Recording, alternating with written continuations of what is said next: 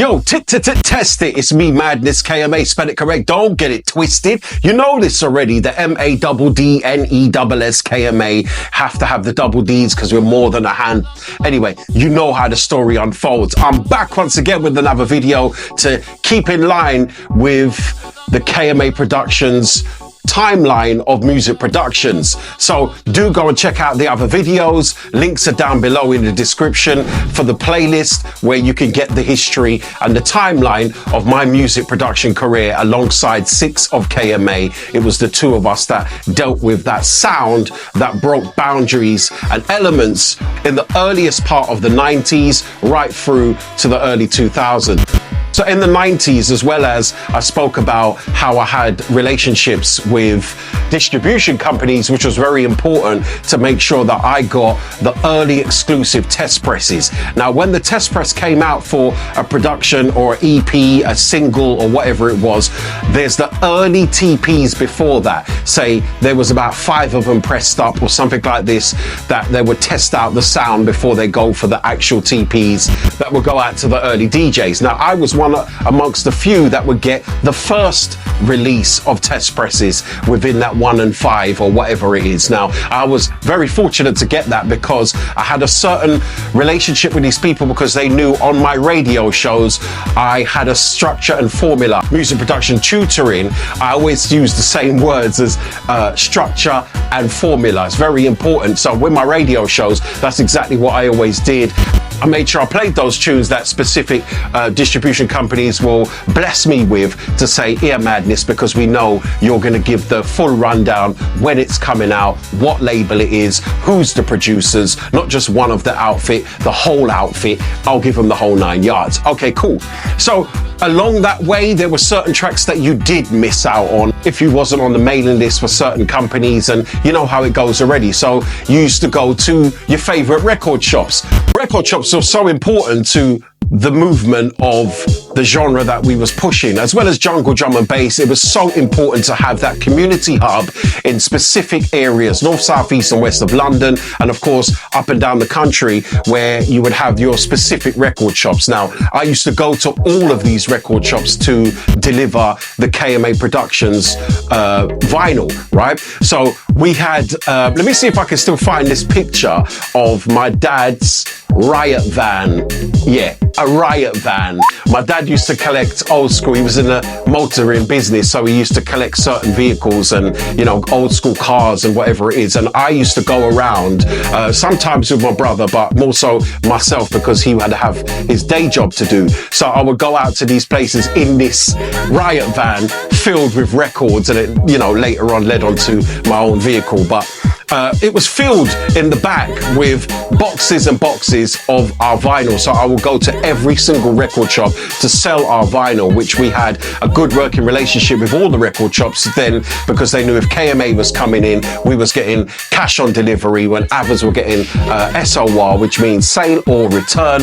We didn't get that. We got top dollar for our vinyl, right? Until the bootleggers came out and started mashing up the whole game again and charging £7 and £8 per vinyl, where they will always rip off KMA with Chaotic Madness. Cape Fear was always one of the tracks amongst a 4-track EP, and you would have the Antil Mob got ripped. You got RIP Groove, some Ice Cream Records, they would always get ripped off, and you would get Todd Edwards as well. That was always amongst those vinyls, right? So I had the working relationship with all these record shops, and one of the frequent ones that I used to go to in North London, because obviously North London was Freak FM hunting ground.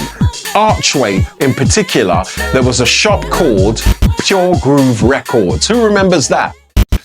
So Pure Groove Record in Archway, for example, was one of the main ones because I was always up that side with the radio station, and that's where most of the Freak FM DJs would go. If not Walthamstow, we had Criminal Records, you know, and, you know, the list goes on. Even before that, it was the go-to shops was Music Power in Ilford, or my main one, which was Green Lanes. Big up all those that remember Music Power in Green Lanes, Crossfader, all them mans there.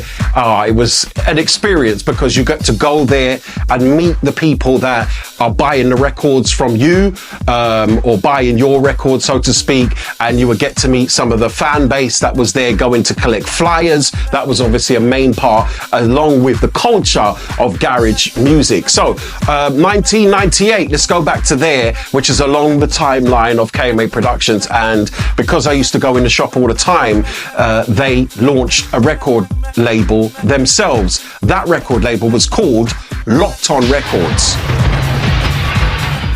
They already had one release out. I can't remember what the first one was or the second one, but the third release, they said they want KMA Productions to produce a full EP for their label. If I remember the names right, Tariq and Ziad, I'm sure those were the names, right? Big them up anyway, and I don't think they got anything to do with it, because I come across Locked On Records on Instagram of recent, and it's a whole set of different people, not the original heads that I remember. Pause. We struck up a deal with them to do a 3-track EP, and that's what we delivered with the Recon Mission EP. Do you remember that? So along the same lines as when the major labels are coming knocking on our door and saying that they wanted us to do remixes. So last video I spoke about the Another Level remix, where we kicked off the Maximum Production label alongside the Antil Mob and Dub Monsters, which was Scott Garcia and Ray Hurley. So we done that, and then we decided to do another venture with Locked On Records. Why not? Hometown, for what we represented, it made sense to us. The deal was struck, the maths did do the maths, it's all good, right? So we decided we're going to continue with the breakbeat elements, because it's what we knew, and the people knew us for the breakbeat elements. So we continued always, when we was in the studio, was sampling breakbeats that we can use from hip hop or soul and rare groove. We would pitch those up to get to a 135 BPM is what our go-to speed was. And we said, okay, cool, keeping in that KMA bracket with Six on vocals and Melissa K. We had some scatting vocals that we did put on there. She's Loving Me was sung by Six, and Melissa K had bits in there. And of course, our famous video samples that we would get from movies, and slip that in there as well, because we just wanted to keep along the same line as Cape Fair, Chaotic Madness, you see what I mean? And it was called the Recon Mission EP. Well, look it up on Google right now. What does Recon mean? So it was our mission to continue with the breakbeat elements of KMA sound and even just elevate it some more. And that is exactly what we did. Have a little listen.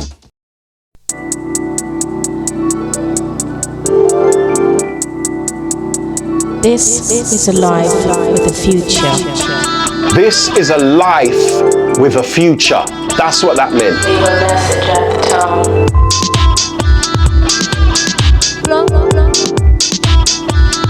This is a life with a future. Everything we did had a subliminal message to what we stood for. She's loving me.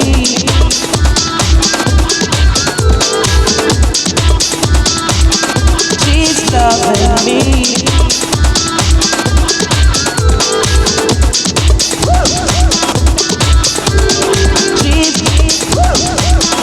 The home of Locked On, Pure Groove Records, 679 Holloway Road, London N19, where even the landline number was 0171. Come on. Melissa K. Woo! Son of a bitch! She's loving me. Six on vocals. She's loving me. Ooh, girl, ooh, girl. This is a life with a future. This is a life with a future. So we definitely definitely wanted to add some more elements, and rock guitar is what we did with that. We added that rock guitar in it as well. So you see what I'm saying? It was a distinctive sound that always was progressing for something greater. A life with a future. That was the Recon Mission EP with a track called, the main track on the A side called Clean Cards. And if you even look at the titles, KMA, we had to put the KMA and change it as well to adapt to us. Clean Cards was spelt with a K. The B side consisted of 2 tracks, The Blueprint and Blue Cards. Spelt with a K, of course. Let's have a listen.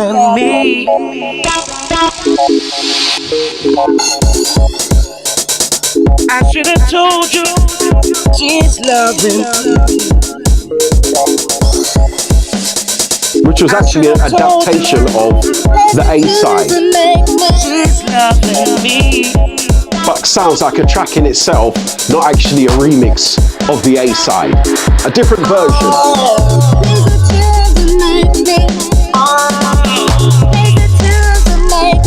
To that bass line.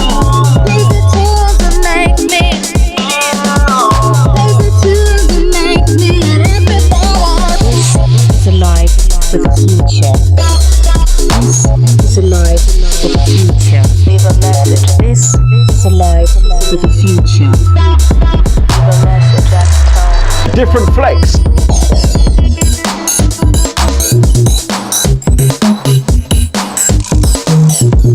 Collector's item. See what I mean? The samples that we would use. Collector's item. So just to break it down, it's like, you know, again, I've said it so many times in the Pirate Chronicles web series, and, you know, you can know how to meet and interact with people, which was our social media of the day.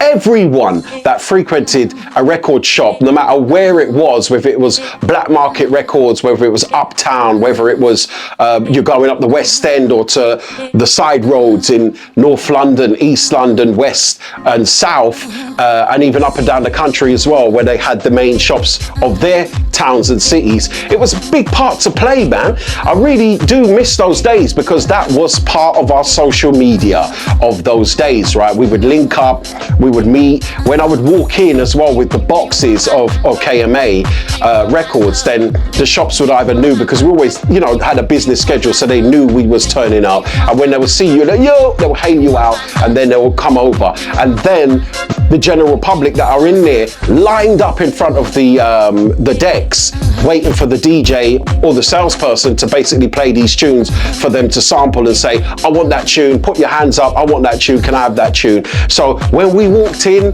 man, it was like they rolled out the red carpets. And I tell you no lie, not to just sound big-headed or, you know, anything like that, pause, but it was nice, because it was the feeling of, oh, KMA's here, oh my God, what do you have? And if it was the days of Cape Fear, when we re-released it on our label, on the Blue label, if you remember this one, which had the Crush Groove remixes on there from Mystic Matt, big him up, and James Levon's, big him up, that done bits as well. So we was constantly going out there, and I was meeting the people all the time. And because I had so much regular shows on the Freak FM platform at that time, you would have people that would interact with you because they couldn't reach you or get hold of you, or if they saw you in Clubland when they came out to support you as their favorite DJs, then, you know, they didn't really have a chance to talk to you, because you was always in such a rush to play your set, do the best that you can. How big or small never mattered to me. I just wanted to just do what I did best, and that was playing music, making people feel happy, being on that higher level, and never being in a position where I was a snob like many other DJs. I would always have this space on me, right? Let me get quick story, right? Back in the day, many people, and they might even say it today, and I hope that they understand this, like, I was always focused on music and how I was getting to the venue, getting inside the venue, getting paid the way you're supposed to, and leaving the venue, going off to another club, right? More of this story to be continued in the Making of Madness documentary. So that was the Recon Mission EP, and I talk about other hidden dubs that I've got in my stack, and I've got one coming on the next video, which was another unreleased that you would never believe because of the breakbeat elements that you know us for. When you hear this one, you're gonna say, what? That was KMA. Oh my gosh, did this ever get released? It didn't. It was another unreleased project, which was something that could have been really great if we pushed it out there, but we got snowed under with remixes. Then as KMA production outfit, we separated our ways eventually, but I continued the name as Madness KMA as you have it today, in all these decades later. So stay tuned for more, because the next video coming up as well, man, you want to hear this tune with a vocalist called Marcus Law. Listen, this is very important as well.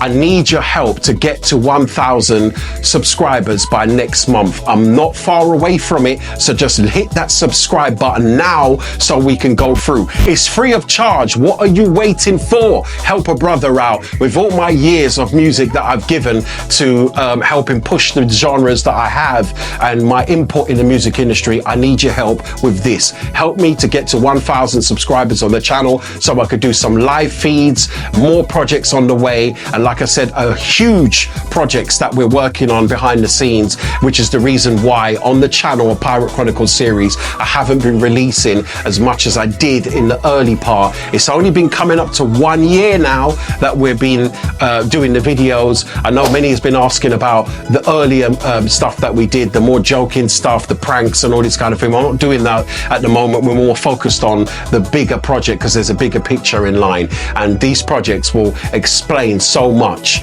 One is a big, huge documentary talking about my whole timeline. And again, there's another project that you're going to say, oh my days, when another character comes out. Is it Madness though?